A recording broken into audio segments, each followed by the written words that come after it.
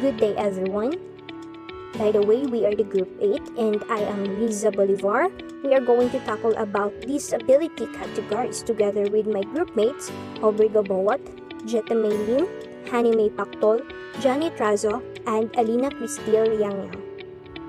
According to the World Health Organization and World Bank of 2011, an estimate of over a billion people, or 157 of the world's population, live with some form of disability. In the Philippines, 15 million out of 100 million Filipino children, youth, and adults have disabilities, according to the World Health Organization 2011. 3.3 million of this population are in schools, of UNICEF 2016. These learners with disabilities experience barriers and various challenges that hinder their full access and participation in K-12 basic education. Hence, it is imperative for this department to intensify its strategies in identifying these Filipino learners with disabilities and provide them with appropriate and relevant educational interventions. And the rights of the children or persons with disabilities under RA 7277. As amended by RA 10070, the strategies cover not only identifying learners with disabilities who are already enrolled in basic education, but also finding and bringing children or persons with disabilities within the basic education system, in view of their right to accessible and quality education, with consideration of the role of national agencies and local government units.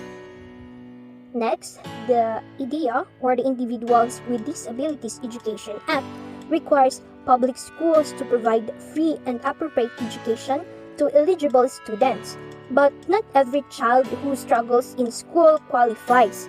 To be covered, a child's school performance must be adversely affected by a disability in one of the 13 categories. So now, we will going to tackle about the 13 categories of disabilities. And what are those 13 categories of disabilities? So, first, the specific learning disability, or the SLD. The specific learning disability, or the SLD category, covers a specific group of learning challenges.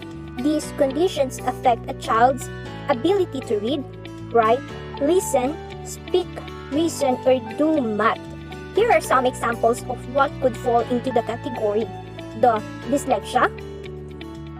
Dyslexia is a general term for disorders that involve difficulty in learning to read or interpret words, letters, and other symbols, but that do not affect general intelligence.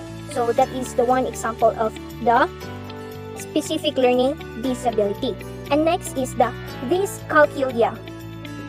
It is a severe difficulty in making arithmetical calculations and as a result of a brain disorder.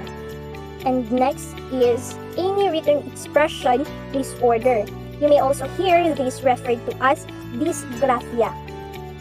Dysgraphia can appear as difficulties with spelling and or trouble putting thoughts on paper.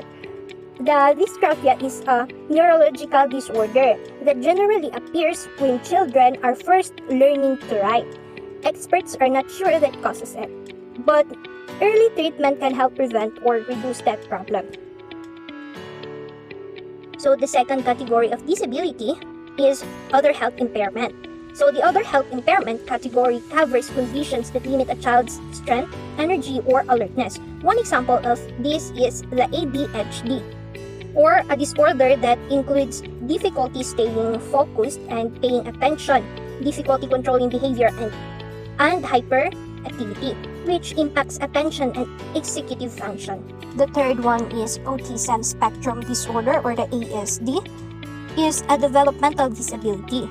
It involves a wide range of symptoms, but it mainly affects a child's social and communication skills. It can also affect or impact the behavior of a child or a person. Number 4 is emotional disturbance. Various mental health issues can fall under the emotional disturbance category. They may include anxiety disorder, schizophrenia, bipolar disorder, obsessive compulsive disorder, and depression. Some of this may be covered under other health impairment. Number 5 is speech or language impairment. This category covers difficulties with speech or language. A common example is stuttering. Other examples are trouble pronouncing words or making sounds with the voice. It also covers language problems that make it hard for kids to understand words or express themselves. Children who have this ability have trouble communicating, doing class participation, and it is identified at a very early age. 6 is visual impairment including blindness. A child who has eyesight problems is considered to have a visual impairment.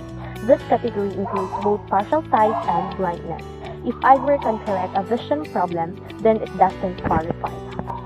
Children having this have difficulties in reading, utilizing technology, and have a range of eye conditions.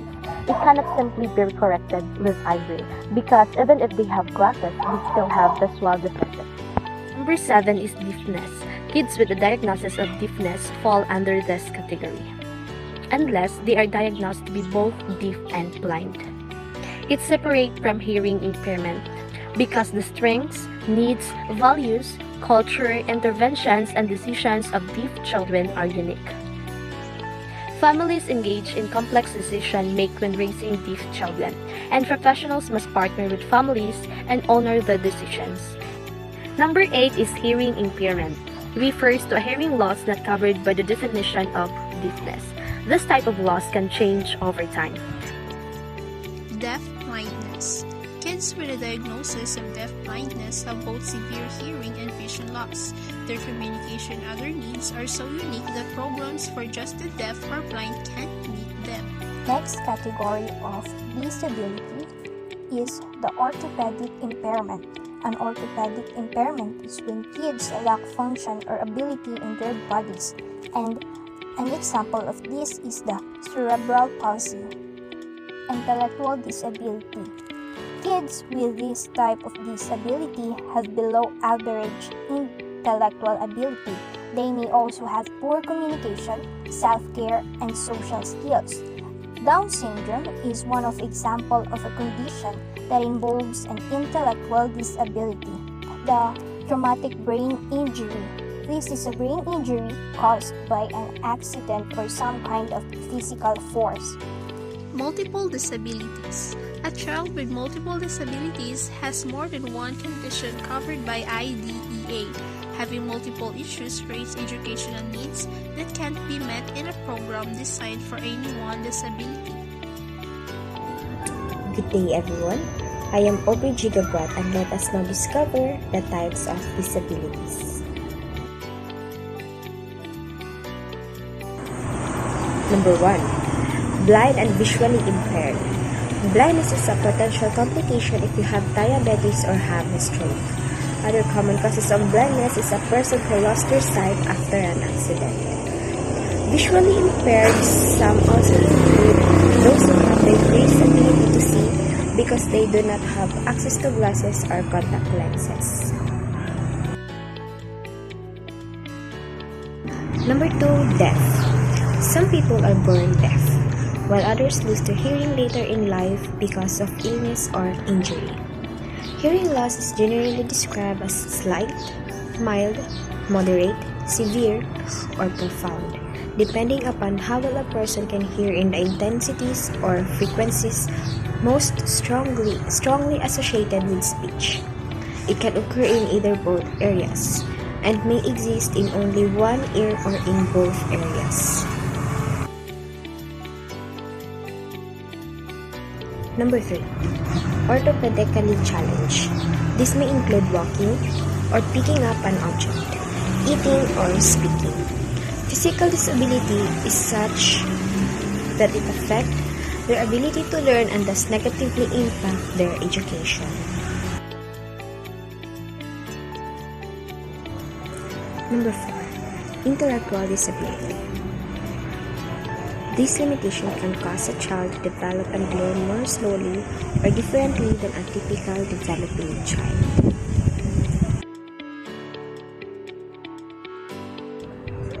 Number 5. Learning disability. Having a learning disability means that people find it harder to learn certain life skills. The problems experienced vary from person to person, but many include aspects such as learning new things, communication, or personal care. Some people are born with a disability, whereas others may develop one as a result of an accident or illness in childhood. Autism or Autism Spectrum Disorder or ASD is a developmental disability. It involves a wide range of symptoms, but it mainly affects a child's social and communication skills. It can also impact behavior. So when we say autism, halos ang madungog nato sa bang tao is na ay sakit sa utok, mini-minion, or unsa pa. Pero ang autism is na siya wide range of symptoms, but iyahag yung main nga maapektuhan sa bata nga na ay disability nga inani as iyahang social, kung unsa siya makipag-socializing sa uban nga bata or sa atua, din ang iyahang communication skills. Maglisod siya og express sa iyang self o maglisod pud ta og sabot kung unsa iyahang ginapasabot nga emotion towards sa atua. Then it can also impact behavior. Lahi ang ilahang behavior sa normal nga mga bata or pandagko. Sila ang normal lang ilahang face, pero kung once nga mag-action na sila or mag-storya or makipag-socialize, dato na yun mo makita nga naagid siya diferensya. So mo nang ginatawag nga autism. Multiple disability. Children with multiple disabilities have a combination of more than one disability, such as intellectual disability, mobility issues, visual or auditory deficits, and many more. So when we say multiple is dili lang kay isa ang iyahang disability, kundi two or more disability nga naa sa isa ka tao. So children with multiple disabilities is more than one combination siya sa mga disability. For example, naa siya intellectual disability, kaya naa siya poor nga communication towards sa uban, then or mobility issue or visual, na siya something nga kuan sa iyang mata, di siya kakita or hanap ba, then auditory deficits, and many more. So multiple disability is dili lang kay siya isa nga disabilities nga naa sa bata or naa sa dagko, kundi daghan or 2 to 3 disability. Serious emotional disorder. Various mental health issues can fall under the emotional disturbance category. They may include anxiety disorder, schizophrenia, bipolar disorder, obsessive compulsive disorder, and depression. Some of these may also be covered under other health impairments. So, kung something na kay disorder with serious emotional is ma-fall siya sa category nga emotional disturbance. So, they may include anxiety disorder, dayon until to depression. So, di na mawala ang depression ani kung ang istoryahan is emotional disorder about sa imuhang self-viewed ni. Then, they may also be covered under other health impairment. Communication disorder, speech and language impairment. This category cover difficulties with speech or language. A common example is stuttering. Other examples are trouble pronouncing words or making sounds with the voice. It also covers language problems that make it hard for kids to understand words or express themselves. So this disorder is category siya with speech or language. So ang common yun nga example ani is stuttering. Kanang maglisod ka og litok sa words or to express yourself or maal-al ka. Then other example is trouble pronouncing the words. Kanang maglisod ka og pronounce sa imong ginabasa nga words o sa imong ginaistorya. Then it also covers nga malisodan ng mga children or mga bata to understand the words or to express themselves. Kay maglisod man sila og pronounce sa words o mag-stuttering pod sila maal-al. So maglisod gid sila og understand or ma-express nila kung unsa gid ilahang angay nga ipa-express towards sa imuha. So mao ni ang communication disorder and speech and language impairment. Maglisod sila og express silang kaugalingon tungod kay difficulties nila sa pronouncing the words and pag-speech nila. Last one is deaf-blind. Kids with a diagnosis of deaf-blind have both severe hearing and vision loss. Their communication and other needs are so unique that programs for just the deaf or blind can't meet them. So, ang deaf-blind is muna sila ang mga bata nga na diagnose nga both severe ilahang hearing or vision is nawala. And then ilahang communication ani, then ilahang other needs is makuha lang nila or masabtan when they meet someone nga pareha nila nga na diagnose ana pod nga disorder. In special education classroom, teachers need to apply these learning theories so that students in SPED classrooms can get the most out of their learning. Some of these theories that apply to special education classroom are Gestalt, connection theory, L. Attention Pitch and R. Snow, component display theory, Cagnes conditions of learning, cognitive load theory, and sign learning theory.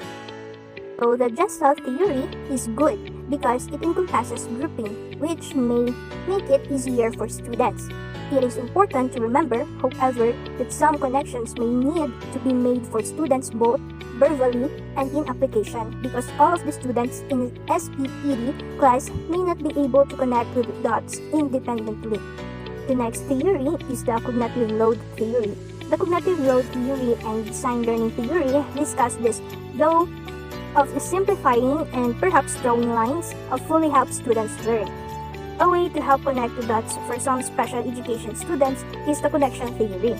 Here it's based on the students learning from the cause-effect relationship of stimuli and response. The component display theory and conditions of learning are based on including a variety of elements to learn from both verbal and hands-on. They also discuss a similar structure that is helpful to follow during the learning process. So, the NBPTS, or the National Board for Professional Standards, encourages teachers to discover their own belief in teaching theories. This helps provide self-awareness of the teacher by providing a structure for teachers to be reflective. It can help to assess the teacher's job at teaching and reaching their students, which in turn helps improve the overall education environment.